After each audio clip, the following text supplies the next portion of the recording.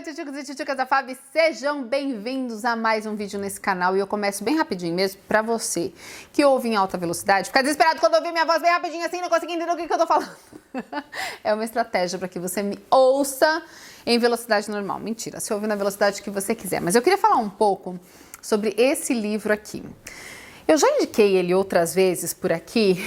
Esse livro fala muito sobre a hipersexualização das meninas da nossa geração. A Maggie Hamilton, ela é editora, autora, comentarista e ela fala muito sobre meninas. E ela escreveu esse livro em 2009. Falando sobre a hiperestimulação que as garotas sofriam e a supersensualização que as meninas daquela geração, estavam sofrendo nesse tempo. E quando eu falei desse livro, já tem uns 10 anos, quando eu falei desse livro a primeira vez, eu lembro que muitas coisas que vieram na minha cabeça na época foi como que vai ser daqui, sei lá, uma década. Pois bem, uma década já se passou. Na verdade, já se passaram 12 anos desde a primeira publicação desse livro e parece que as coisas só pioraram. Eu tinha de 13 para 14 anos quando comecei a receber as primeiras pressões do meio, né, dos colegas e tal, para transar. Não sei com que idade aconteceu com você. Me conta aqui embaixo, aliás, com que idade começaram a falar, nossa, como assim? Virgem ainda, bora lá, bora transar. Eu tinha 13 para 14 anos. Nisso, as minhas amigas mais populares, mais saidinhas, já estavam transando, já estavam, né, se liberando. E eu comecei a perceber que existia mais do que a minha vontade, meus padrões, os meus princípios. Existia toda uma força de sociedade, uma força de rede, uma força daquela turma para que isso acontecesse. Isso, obviamente, tem se tornado até obsoleto, porque a vida sexual dos jovens e das jovens, principalmente, tem começado até antes disso pelo meio digital. São os famosos nudes, né? Quem se lembra do Snapchat mesmo, que surgiu com esse objetivo, de mandar nudes com um tempo determinado para que ele fosse apagado. Logo se viu que dava para tirar print da tela e muitos nudes acabaram virando suicídio de garotas que não aguentaram toda a pressão que sofreram depois de receber aí um monte de mensagens após terem compartilhado nudes com seus pretendentes, com seus crushes e tudo mais.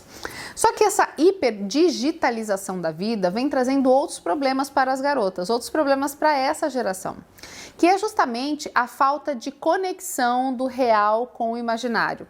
É como se o que acontecesse na vida virtual não fosse necessariamente uma coisa de verdade. Por outro lado, aquilo que eu vejo no virtual, seja a vida das pessoas muito mais, né, uma vida muito mais legal que a minha, que tem mais posses, que tem mais sentido, que tem mais viagem, que tem mais coisas legais, afetam diretamente a minha vida. E isso numa época de formação da identidade, formação e consolidação da autoestima. E o efeito que isso traz sobre as meninas parece ser ainda mais pernicioso do que sobre os meninos. Porque as meninas carregam junto com elas uma série de obrigações. Elas têm que ser liberadas e empoderadas, porque é isso que a moda atual diz, mas ao mesmo tempo elas têm que ser recatadas e do lar, porque afinal de contas elas precisam ter valor. E ao mesmo tempo que elas são comparadas o tempo todo, a elas é dito que elas precisam ser únicas. Mas o que acontece bem nessa fase da nossa vida? A gente não quer ser única, a gente não quer muito se distinguir do grupo, a gente quer ser mais ou menos parecido com todo mundo da nossa idade, com todo mundo da nossa época ou da nossa faixa, enfim, a gente quer estar em grupo, porque a gente saiu daquela fase de família, a gente saiu daquela fase em que a gente se identifica com os pais para estar procurando grupos de identificação. Só que numa época onde tudo é líquido, como diz Bauman, onde tudo está se formando, tudo pode ser qualquer coisa, a gente fica se perdendo dentro da gente mesma. Quando eu comecei o grupo, o curso, né, começou como um grupo de apoio Menina dos Sonhos, eu comecei a perceber que a gente tinha uma grande dificuldade de entender ou de falar com essas garotas. Seja porque não havia uma comunicação eficiente dentro das suas casas, muita gente não conversa com os pais. Eu não sei você, mas eu tinha uma enorme dificuldade de falar de certos assuntos na minha casa. Acontecia com você? Falava sobre tudo? Na minha casa, algumas coisas eram meio que tabu, assim. E essa falta de diálogo aberto acaba sendo suprido hoje em dia na internet, seja com pessoas que a gente confia, de confiança ou não, que a gente conhece, ou pessoas absolutamente desconhecidos, porque a gente está procurando nessa fase modelos a seguir, modelos em que a gente possa, né, confiar as nossas crises, enfim, poder contar. E muitas vezes os pais não fazem por maldade, não, muito pelo contrário.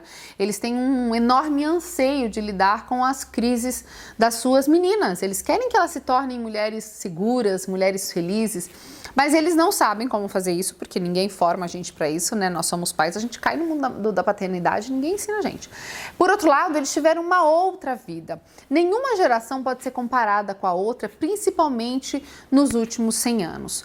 As revoluções tecnológicas, as revoluções de comportamento mudaram totalmente a forma como a gente lida com questões internas, que tem a ver com a sexualidade, com propósito de vida, com vocação. É muito provável que você que esteja me ouvindo e seja jovem, ainda não sabe o que quer fazer da vida e daqui 10 anos, quando você decidir, a profissão que você escolha nem exista ainda hoje. Então é uma mudança tão rápida, tão veloz de comportamento, de possibilidades e tudo mais, que a geração anterior não tem como lidar com os filhos da mesma forma que lidaram com eles. Não dá simplesmente para dizer, é frescura, é falta de uma louça para lavar. Isso é colocar por menos o sentimento de inadequação, o sentimento de incapacidade e reforçar problemas de autoestima muito grave, mas muitas vezes não se sabe como falar com essa geração. Os adultos, imersos em 1000 obrigações, acham que tudo, afinal de contas, pode ser resolvido com mais trabalho, porque eles têm muito trabalho, eles têm pouco tempo livre, e eles acham que é isso, que sobra tempo. É muita coisa que essas crianças têm, é muita coisa que esses adolescentes têm. Eu não tinha celular na minha época, eu não tinha Netflix, eu não tinha computador, eu não tinha tanto acesso à informação. É verdade. A gente não tinha tudo isso, mas junto com esses privilégios, vem muitas crises acompanhadas e que ninguém vê. Enquanto que na minha juventude ou na juventude da minha mãe a gente não tinha tantos privilégios quanto as meninas dessa geração têm, a gente também não tinha tantas cobranças como essas meninas dessa geração têm. São gerações muito descoladas da realidade uma da outra. É por isso que é importante olhar e ouvir com atenção as meninas dessa geração. Sim, os especialistas em comportamentos estão mostrando que elas estão mais adoecidas. São maiores os casos de depressão, de suicídio, de ansiedade. Muitas relatam uma falta de vontade de viver porque não encontram sentido na vida, não encontram propósito na vida.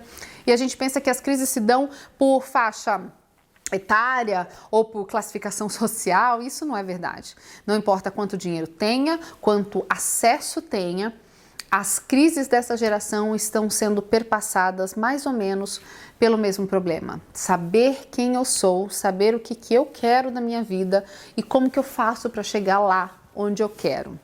Os modelos de comparação, os modelos de guia, de tutoriamento, as coisas que eu tenho e que eu não tenho que fazer, tudo isso perturba muito a garota dessa geração.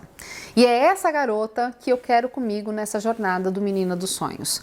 É essa menina que vai assistir aulas teóricas, aulas conversadas, fáceis e gostosas de serem entendidas, mas também vai passar por um acompanhamento, um período de 4 mentorias, onde a gente vai conversar sobre os problemas mais frequentes dessa época. O excesso de informação e a procrastinação, como lidar com tanta coisa e não deixar tudo para depois. O feminismo e como ele se relaciona com a maneira como eu me vejo, como eu vejo a minha família e a sociedade. Vamos falar de sexualidade, de traumas passados, das questões identitárias, como é que eu me vejo, como é que eu sinto essa pessoa que eu sou. Vou trazer especialistas para conversar com a gente, vamos falar de profissão, vamos falar de estudos, vamos falar de família, vamos falar dos nossos sentimentos. Tudo isso num ambiente não só seguro, mas protegido pelo compromisso de uma pegar a mão da outra. Está quase começando. Se você tem interesse em saber mais sobre esse curso, clica aqui embaixo e entra para a nossa lista de informação. Na próxima semana será liberado o acesso para a 5ª turma. Pois é um sucesso esse curso. Já estamos indo para a 5ª edição. Ainda mais atual, ainda mais dentro do que essa geração está pedindo e sempre verificando as demandas anteriores, para que a gente possa entregar para essas meninas condições de serem melhores versões de si mesmas, sem se comparar com a mãe, com a tia, com a sobrinha, não.